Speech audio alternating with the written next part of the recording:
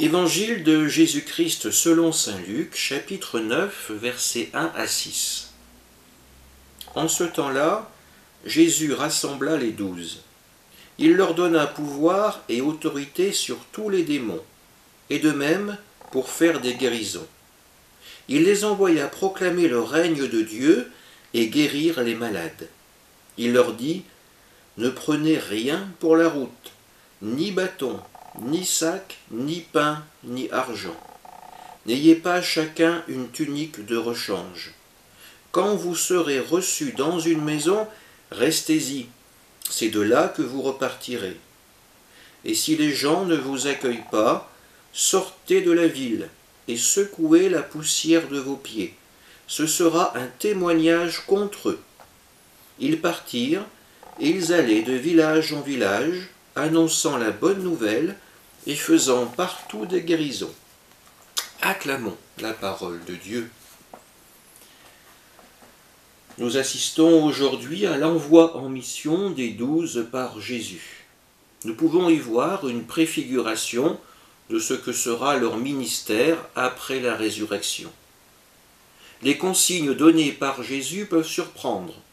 N'emportez ni tunique de rechange, ni un bâton pour vous protéger. Jésus veut avant tout leur enseigner la confiance en la providence.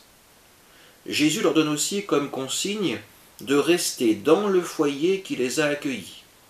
Pas question d'en chercher un ayant meilleure table ou plus mauvaise pour les ascètes. Avant tout, il faudra respecter les personnes qui leur ont ouvert leurs portes. Et si personne ne les accueille, eh bien que l'apôtre s'en aille. Mais il devra poser un acte public, secouer la poussière de ses pieds pour manifester qu'il n'a désormais plus aucun lien, ni aucune responsabilité envers ce village. Quand nous relisons cette scène, nous pouvons nous trouver bien tièdes dans notre foi. Ces hommes acceptent de partir sans savoir ce qui les attend, alors que nous, entourés de tout le confort moderne, nous avons peur d'aller à l'église parce que le voisin ou le collègue peut nous y apercevoir.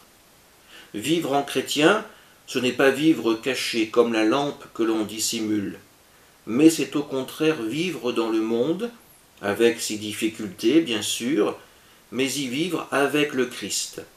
Notre espérance, notre lumière, reste avant tout Jésus. Amen.